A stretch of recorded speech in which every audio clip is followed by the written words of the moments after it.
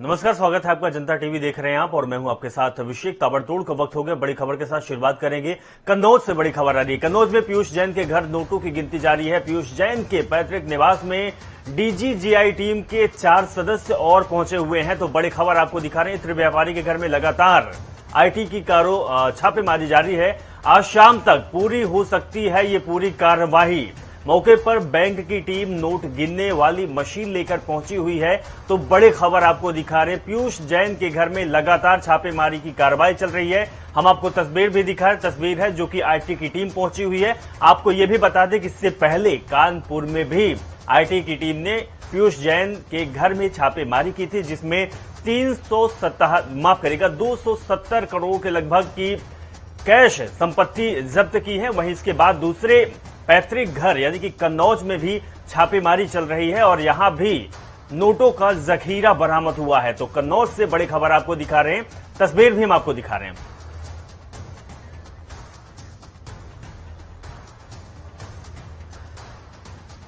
तो बड़ी खबर आपको दिखा रहे हैं।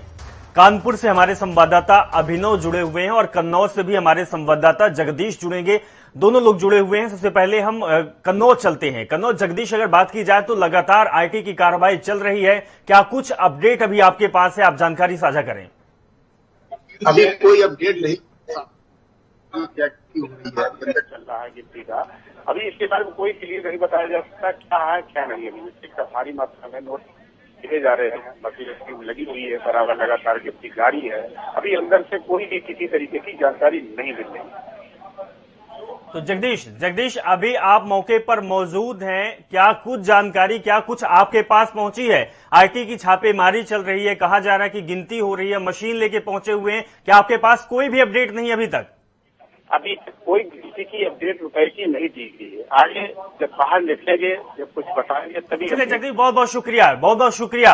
वापस आपके पास आएंगे। हमारे साथ कानपुर से हमारे संवाददाता अभिनव भी जुड़े हुए हैं। अभिनव, अगर बात की जाए तो कानपुर के बाद अब कन्नौज में भी छापेमारी चल रही है। ये भी जानकारी सामने आ रही है कि उनके बेटे जो पीयूष जैन है, उनके बेटे और पीयूष जैन की भी गिरफ्तारी की सामने खबर आ रही है। बिल्कुल, आपको बता दूं टीम ने देर रात पीयूष जैन की गिरफ्तारी की पुष्टि कर दी थी। इसके बाद पीयूष जैन को कानपुर के काकादेव थाने में रखा गया था।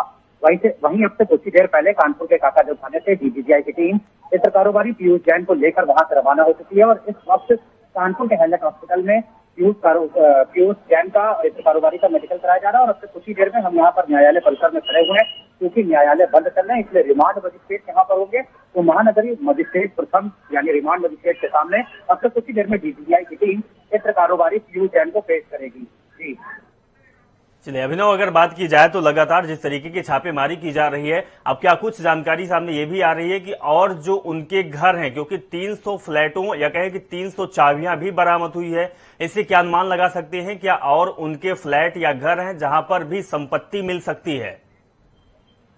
जी बिल्कुल, जब कुछ ही देर बाद सेंट्रल जीएसटी की टीम पीयूष जैन को यहाँ पर मजिस्ट्रेट के सामने पेश करेगी और अगर सेंट्रल जीएसटी की टीम को तुरंत पीयूष जैन की रिमांड मिल जाती है, तब रिमांड पर लेने के बाद जीएसटी की टीम जो होगी वो आगे की कार्रवाई करेगी, कड़ी से कड़ी जोड़ेगी। लेकिन जिस तरह से इतना कैश और इतनी ज्वेलरी बरामद हुई है, तो कहीं ना कहीं सेंट्रल जीएसटी की टीम को अंदेशा है कि इसमें कई और कारोबारी हो सकते हैं और कई ऐसे कारोबारी भी जीएसटी की रडार पर आ गए हैं जो इन्होंने कभी ना कभी पीयूष जैन से कुछ कारोबार किया हो। लेकिन ये सब बातें, ये सब खुलासे तभी होंगे जब पीयूष जैन की रिमांड जीएसटी की टीम को मिल जाएगी और वो आगे की कार्रवाई कर पाएगी। चलिए अभिनव, बहुत बहुत शुक्रिया तमाम जानकारी साझा करने के लिए। तो बड़ी खबर आपको दिखा रहे थे। कन्नौज और कानपुर में आईटी की छापेमारी चल चुकी है। हम आपको तस्वीर भी दिखा रहे हैं जहां पर मशीन लेकर जो बैंक के कर्मचारी है वो जा रहे हैं, क्योंकि लगातार पीयूष जैन के सभी घर में 2 जगह कार्रवाई हुई है। दोनों जगह कैश यानी कि पैसों का जखीरा बरामद हुआ है कि मशीन भी गिनने में कम पड़ गई है। चलिए ताबड़तोड़ खबर देखते हैं फटाफट अंदाज में। साहिब श्री गुरु गोविंद सिंह जी महाराज जी के 4 साहिबजादों और माता पुजरी जी की शहादत को समर्पित साहिबजादा दिवस के अवसर पर मुख्यमंत्री योगी आदित्यनाथ गुरुवाणी कीर्तन में सम्मिलित हुए। सीएम योगी आदित्यनाथ ने अपने सरकारी आवास पर श्री गुरु ग्रंथ साहिब की अगवानी की। इससे पहले सीएम आवास पर श्री गुरु नानक देव के 550वें प्रकाशोत्सव पर कार्यक्रम का आयोजन किया गया था। सीएम के सरकारी आवास पर आज के कार्यक्रम में deputy CM doctor Dinesh Sharma, राज्य मंत्री बलदेव सिंह औलख, भाजपा प्रदेश अध्यक्ष स्वतंत्र देव सिंह तथा लखनऊ के मेयर संयुक्ता भाटिया भी मौजूद थे। बीजेपी की जन विश्वास यात्रा आज भदोही पहुंचेगी। वहीं इस दौरान 3 विधानसभा क्षेत्रों में रैली का आयोजन किया गया है। यात्रा को लेकर 28 दिसंबर को ज्ञानपुर के नारायण इंटर कॉलेज में जनसभा भी होगी। बसपा सुप्रीमो मायावती यूपी के सुरक्षित सीटों पर अपना ध्यान केंद्रित किए हुए हैं। ऐसे में आज बसपा की दूसरी रैली गोंडा के मनकापुर में आयोजन होना है। पार्टी सुप्रीमो के निर्देश पर बसपा नेता इन सुरक्षित विधानसभा क्षेत्रों में रैलियां कर पार्टी के पक्ष में माहौल बनाने का काम करेंगे। कन्नौज के इत्र कारोबारी पीयूष जैन को टैक्स चोरी के आरोप में कानपुर से गिरफ्तार कर लिया गया है। जीएसटी इंटेलिजेंस ने इस कार्रवाई को अंजाम दिया। आरोपी को आगे की कार्रवाई के लिए कानपुर से अहमदाबाद ले जाने की संभावना है। इत्र कारोबारी मामले में छापेमारी के दौरान 257 करोड़ कैश और ज्वेलरी बरामद हुई है। गुड्स एंड सर्विसेज टैक्स के अफसरों के अनुसार जैन को सीजीएसटी एक्ट की धारा 69 के तहत गिरफ्तार किया गया है। एजेंसियों की कार्रवाई के दौरान कारोबारी जैन के घर के अंदर तहखाना मिला और एक फ्लैट में 300 चाबियां भी मिली है। इस बरामदगी पर डीजीजीआई की तरफ से अधिकृत जानकारी आनी बाकी है। भारतीय जनता पार्टी की ओर से प्रदेश में चलाई जा रही जनविश्वास यात्रा के कार्यक्रम के तहत बुलंदशहर के डीवाई विधानसभा में भाजपा के प्रदेश अध्यक्ष स्वतंत्र देव सिंह जनसभा को संबोधित करेंगे। भाजपा ने जनसभा की तैयारियों को अंतिम रूप दे दिया है। बीजेपी प्रदेश अध्यक्ष स्वतंत्र देव सिंह आज डीवाई विधानसभा में हेलीकॉप्टर से पहुंचेंगे। भीमपुर चौराहा पर जन विश्वास यात्रा के दौरान भाजपा प्रदेश अध्यक्ष स्वतंत्र देव सिंह जनसभा को संबोधित करेंगे। जनसभा में रिटायर्ड जनरल बीके सिंह और भाजपा के क्षेत्रीय अध्यक्ष मोहित बेनीवाल भी जनसभा को संबोधित करेंगे। डीवाई विधानसभा के दौलतपुर में जनविश्वास यात्रा के दौरान मुख्यमंत्री योगी आदित्यनाथ का जनसभा को संबोधित करने का कार्यक्रम प्रस्तावित था। भारतीय किसान यूनियन के प्रवक्ता राकेश टिकैत मथुरा पहुंचे, जहां पर किसान आंदोलन के समर्थन में 400 दिन से चल रहे समता फाउंडेशन के धरने पर पहुंचकर धरना दे रहे लोगों को कोल्ड ड्रिंक पिलाकर धरना समाप्त कराया। टिकैत ने सरकार पर तीखा वार करते हुए कहा कि श्री कृष्ण की नगरी है और यहां पर भी कुछ लोग हंगामा करना चाहते हैं, जबकि यहां की सारी व्यवस्था अच्छी चल रही है, लोगों को खूब रोजगार मिल रहा है। राकेश टिकैत ने कहा कि हमारा धरना स्थगित हुआ है, ना ही समाप्त। समय आने पर धरना फिर से शुरू हो सकता है। और मंत्री अजय टेनी के सवाल पर कहा कि हमारी तो मांग यही है कि टेनी का इस्तीफा हो। आजमगढ़ जनपद के एक अस्पताल में नवजात की परिजनों ने जमकर हंगामा काटा। परिजनों का आरोप है कि अस्पताल ने लाभ कमाने के चक्कर में उनके बच्चे की मौत के बाद 3 दिनों तक वेंटिलेटर पर रखा। मामला आजमगढ़ के सिधारी थाने के रेनबो अस्पताल का है। परिजनों की माने तो बच्चे की मौत 3 दिन पहले ही हो गई थी, लेकिन डॉक्टरों ने इसकी जानकारी परिजनों को नहीं दी।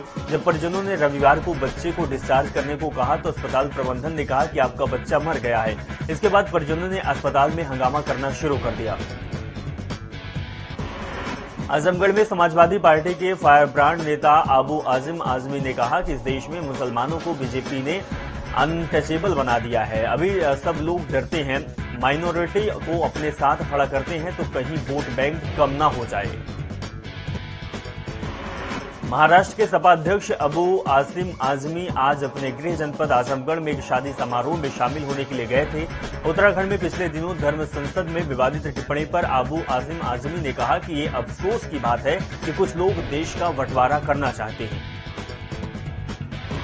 मथुरा के सदर बाजार क्षेत्र में शनिवार को 2 पक्षों में किसी बात को लेकर वाद विवाद हो गया। कहासुनी बढ़ने पर दोनों पक्ष के लोग पथराव करने पर उतारू हो गए, जिससे कि लंबे समय तक दोनों पक्षों की ओर से मोहल्ले में पथराव होता रहा। फिरोजाबाद के खैरगढ़ थाना क्षेत्र में एक घर में भीषण आग लगने से लाखों का नुकसान हो गया, जिसके बाद गांव वालों की मदद से आग पर काबू पाया गया। वहीं आग लगने के कारणों का अभी तक पता नहीं चल पाया।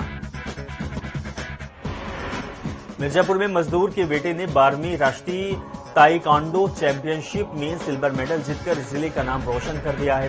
उत्तराखंड में 12वीं राष्ट्रीय ताइक्वांडो चैंपियनशिप 19 और 20 दिसंबर को 16 राज्यों की टीमें हिस्सा लिया था, जिनमें से रतन सोनकर सिल्वर मेडल जीतकर घर वापस आने पर गांव वालों ने स्वागत समारोह का कार्यक्रम किया। माता पिता के साथ ही गांव वालों में खुशी की लहर दिखाई दी। रतन सोनकर का सपना है कि अगर सरकार का सहयोग मिला तो देश का नाम भी रोशन करेंगे। सोनकर का कहना है कि इसका पूरा श्रेय उनके माता पिता को जाता है। कानपुर के नौबस्ता थाना क्षेत्र में राजीव नगर इलाके में पति ने रस्सी से गला कसकर पत्नी की हत्या कर दी और फरार हो गया। वहीं बताया जा रहा है कि अवैध संबंध के शक में पत्नी को मौत के घाट उतारा गया। इसके बाद पुलिस की फॉरेंसिक टीम ने घटनास्थल पर जांच पड़ताल शुरू कर दी। रायबरेली के शहर कोतवाली क्षेत्र में डिग्री कॉलेज चौराहे के पास दबंगों ने शहर के बीचों बीच खुलेआम फायरिंग कर दी। बहन के बर्थडे का केक लेने जा रहे युवक की गाड़ी पर ताबड़तोड़ फायरिंग की गई। वही युवक बाल बाल बच गया। बुलंदशहर के छतारी थाना क्षेत्र में दबंगों पर वृद्धा की जमीन कब्जाने का आरोप है। पीड़िता को थाने समेत पुलिस अधिकारियों के चक्कर लगाने के बाद भी इंसाफ नहीं मिल पा रहा। इसके बाद वीडियो वायरल पर सीएम योगी आदित्यनाथ से गुहार लगाई है। कानपुर देहात में मोरंग से लदा हुआ अनियंत्रित ट्रक नेशनल हाईवे 19 पर ऑयल टैंकर से भिड़ गया, जिसमें कि टैंकर में भरा लगभग 7,000 लीटर पेट्रोल पूरी तरह से बह गया। वहीं टैंकर चालक की मौके पर मौत हो गई, जिसके बाद घटना की सूचना पर आला अधिकारी मौके पर पहुंचे। महोबा के मित्रता क्षेत्र में एक महिला पर लकड़बग्घा ने हमला कर दिया। तकरीबन 20 मिनट तक महिला जंगली जानवर से युद्ध करती रही। महिला की चीख पुकार सुनकर उसके परिजन और पड़ोसी जाग गए और उनके ललकारने पर लकड़बग्घा महिला को छोड़कर जंगल की ओर भाग निकला। बिजनौर के मंडावर थाना क्षेत्र में एक मासूम बच्ची के साथ बुजुर्ग ने दुष्कर्म करने का प्रयास किया। उसके बाद सूचना मिलते ही मौके पर पहुंची पुलिस ने रेप और पास्को एक्ट के तहत मुकदमा दर्ज करते हुए बुजुर्ग को गिरफ्तार कर जेल भेज दिया। ललितपुर के सदर कोतवाली क्षेत्र में साधु संतों को ले जा रही चलती कार में अचानक भीषण आग लग गई। वहीं साधु संतों ने कूदकर अपनी जान बचाई, जिसके बाद पेट्रोल पंप के कर्मचारियों की मदद से कड़ी मशक्कत के बाद आग पर काबू पाया गया। बिजनौर के नजीबाबाद कान्हा होटल में पैसे के लेन देन को लेकर एक दोस्त ने दोस्त की धारदार हथियार से हत्या कर फरार हो गया, जिसके बाद सूचना मिलते ही मौके पर पहुंची पुलिस ने शव को कब्जे में लेकर पोस्टमार्टम के लिए भेज दिया और आरोपी की तलाश में पुलिस जुट गई। महोबा नगर पालिका की ओर से मुख्यमंत्री सामूहिक विवाह समारोह कार्यक्रम का आयोजन किया गया, जिसमें एक मुस्लिम जोड़ा सहित 15 जोड़ों का विवाह संपन्न हुआ। विवाह समारोह में सदर विधायक राकेश गोस्वामी सहित नगर पालिका अध्यक्ष और बीजेपी के तमाम पदाधिकारी और कार्यकर्ता शामिल रहे। कुशीनगर के पड़रौना कोतवाली क्षेत्र में ड्यूटी के घर जा रहे युवक को अनजान वाहन ने पीछे से टक्कर मार दी, जिससे युवक की गंभीर रूप से घायल हो गया। जिसके बाद सूचना मिलते ही मौके पर पहुंची पुलिस ने घायल युवक को अस्पताल में भर्ती किया, जहां उसका इलाज चल रहा है। आगरा में जुआरी और सटोरियों पर नकेल कसने के बाद भी सज रहे जुए की महफिल, जहां जुआरियों का वीडियो भी सोशल मीडिया पर जमकर वायरल हो रहा है। बदायूं के वजीरगंज थाना क्षेत्र में कुट्टी मशीन चलाते समय मशीन में फंसने से युवक की दर्दनाक मौत हो गई, जिसके बाद सूचना मिलते ही मौके पर पहुंची पुलिस ने शव को कब्जे में लेकर पोस्टमार्टम के लिए भेज दिया। चलिए अब आपको सीधे ले चलते हैं प्रतापगढ़, जहां सीएम योगी आदित्यनाथ जनसभा को संबोधित कर रहे हैं। सुलाक आवास बनाए हैं, ये किसी और ने नहीं, आपके प्रतापगढ़ के ही लाल ने ही बनवाए हैं। पहले डॉक्टर महेंद्र सिंह इस विभाग के मंत्री थे और आज मोती सिंह जी ने इस विभाग के मंत्री के रूप में सब मकान बना करके गरीबों को उपलब्ध भी करवा दिए हैं। पहले पैसा आज 43 लाख गरीबों के मकान बन रहे, पहले पैसा कहां चला जाता था? ये गरीब का पैसा ही है जो सपा बसपा और कांग्रेस के नेता लूट करके अपने घरों को बनाते थे।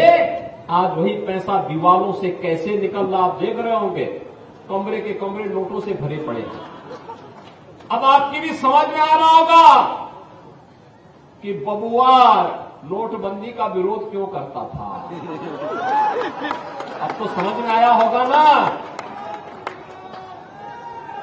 नोटबंदी का विरोध क्यों करते थे लोग? इसीलिए करते थे क्योंकि ये अवैध कमाई जाएगी कहां? ये आज नहीं तो कल ये पैसा निकलना ही निकलना है।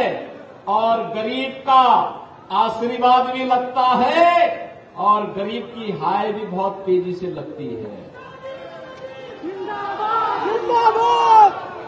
भाइयों बहनों, पहले गरीब को शौचालय नहीं मिलते थे।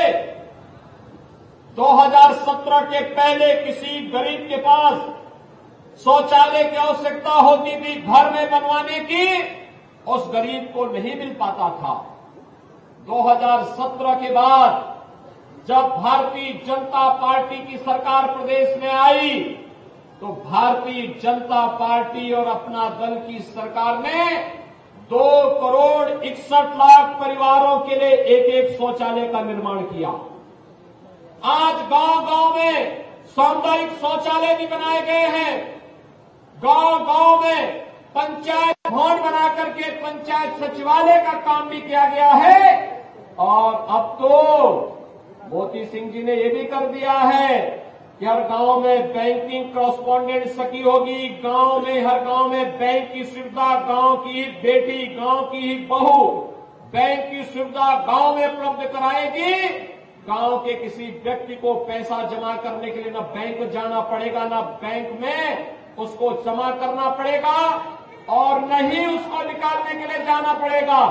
गांव की ही बेटी, गांव की ही बहू लक्ष्मी बन करके उस पैसे को निकालेगी और उस बुजुर्ग के घर तक पहुंचा देगी। ये काम पहले भी हो सकता था, 17 के पहले भी हो सकता था, लेकिन भाइयों बहनों, पहले की सरकारों के मन में गरीबों के लिए, बुजुर्गों के लिए, निराश्रित परिवारों के लिए, विधवा महिलाओं के लिए कोई जगह नहीं थी। ये वोट बैंक की राजनीति करते थे और वोट बैंक की राजनीति भी किस कदर करते थे कि अगर उन्हें लगता था कि हिंदुओं पर गोली चलाने से उनका वोट बैंक बनेगा, तो उन्होंने अयोध्या में राम भक्तों पर गोली चलाने में भी कोई संकोच नहीं किया। लेकिन हमने कहा कि नहीं, हमारे लिए वोट बैंक नहीं, देश की आस्था महत्वपूर्ण है। अयोध्या में भगवान राम का भव्य मंदिर बनेगा। आज अयोध्या में भगवान राम का भव्य मंदिर के निर्माण कार्य को प्रधानमंत्री मोदी जी ने आगे बढ़ा दिया। यही फर्क है। पहले की सरकारें राम भक्तों की आस्था के साथ खिलवाड़ करती थी, राम भक्तों पर गोलियां चलाती थी। भारतीय जनता पार्टी की डबल इंजन की सरकार आई, अयोध्या में भव्य राम मंदिर के निर्माण का कार्य।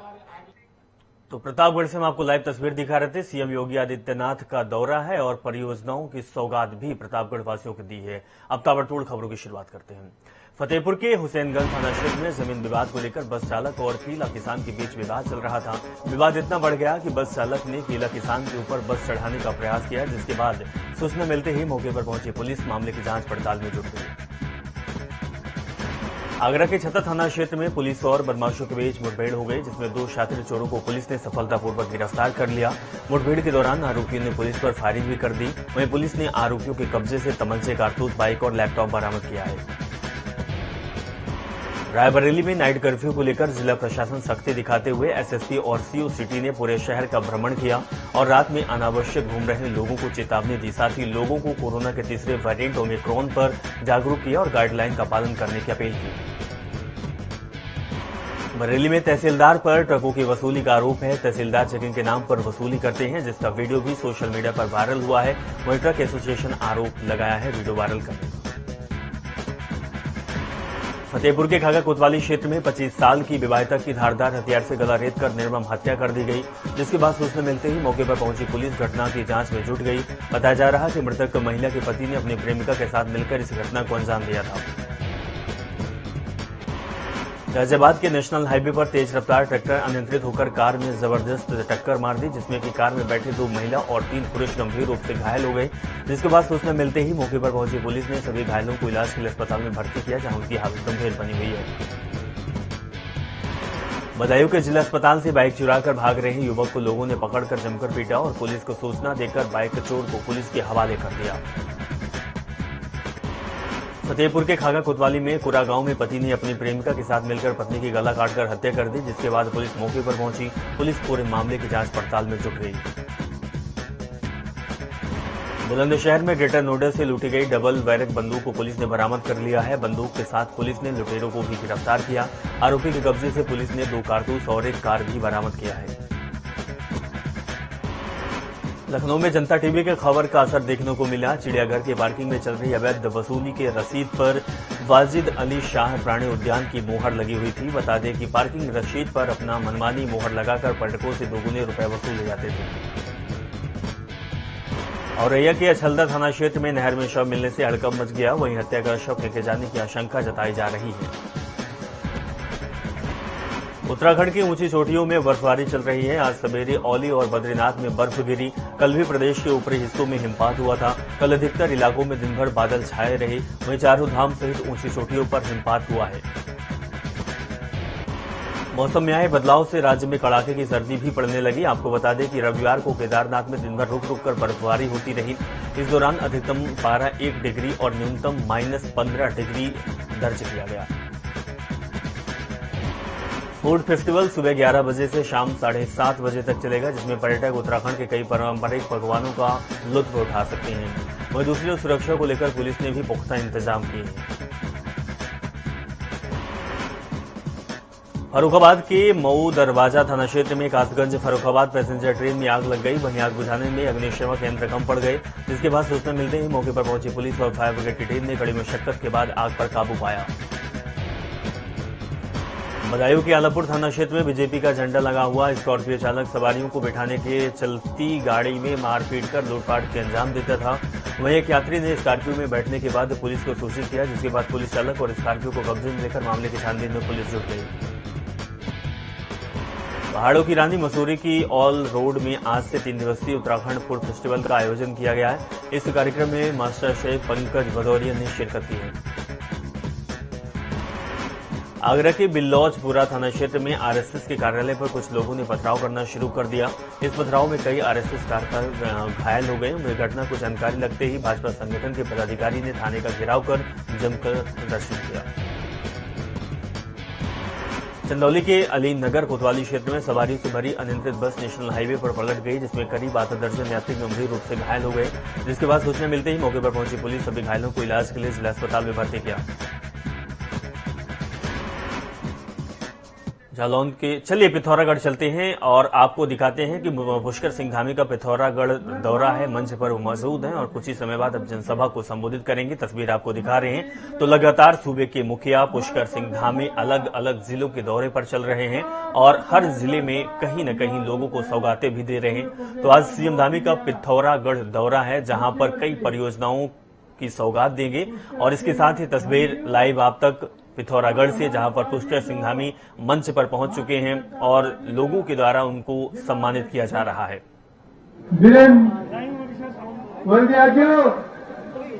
और ये क्षेत्र जो है अपन विचार रखे जिन्हें भी हम सब ने लोकप्रिय विधायक मीना गंगोला जी जिला पंचायत। तो पिथौरागढ़ से आपको तस्वीर दिखा रहे थे, जहां सूबे के मुखिया पुष्कर सिंह धामी पहुंचे हुए हैं। कई परियोजनाओं की सौगात भी देंगे। फिलहाल इस बुलेटिन में बस इतना ही। आप देखते रहें जनता टीवी।